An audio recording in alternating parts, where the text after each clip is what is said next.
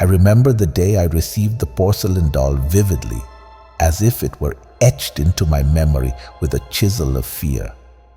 It arrived in an unmarked box, nestled among layers of crumpled newspaper, its delicate features painted with an eerie precision that sent shivers down my spine.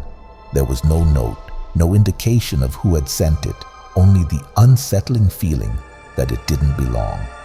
Despite my initial apprehension, I couldn't resist the allure of the doll, with its glassy eyes that seemed to follow me wherever I went, and its porcelain skin smooth to the touch. It was unlike any toy I had ever owned. I named her Emily and placed her on the shelf beside my bed, where she watched over me as I slept. But it wasn't long before Emily's presence took a sinister turn. In the dead of night, I would awaken to the sound of whispering, soft and low like the rustle of leaves in the wind. At first, I dismissed it as a trick of my imagination, a side effect of too many ghost stories before bedtime. But as the nights wore on, the whispers grew louder, more insistent, until they filled the room like a cacophony of secrets.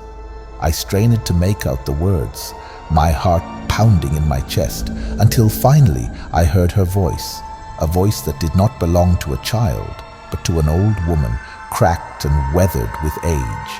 She spoke of things long forgotten, of secrets buried beneath layers of time, some harmless, others chilling to the bone. I tried to ignore her, to drown out the sound with pillows pressed tight against my ears, but it was no use.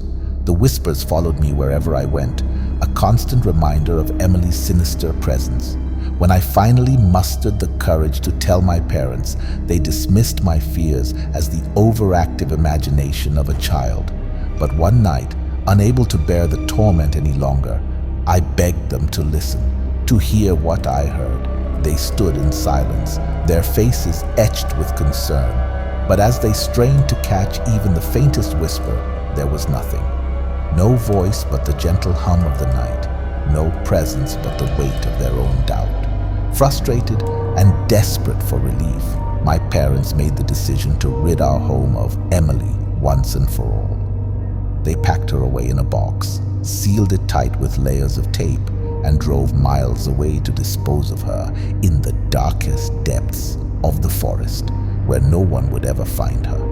But no matter how far they traveled, no matter how deep into the woods they ventured, Emily always found her way back to me. Each morning I would wake to find her sitting on the edge of my bed, her glassy eyes fixed on mine, a silent reminder of the horrors that lurked in the shadows. I tried to destroy her, to smash her porcelain form into a million irreparable pieces, but each time I tried, I found myself unable to lift a finger against her. It was as if some unseen force bound me to her, chaining me to her twisted fate. And so I remained trapped in a never-ending nightmare, haunted by the whispers of a doll who knows too much, who sees too much, and who will stop at nothing to ensure that I am never truly free.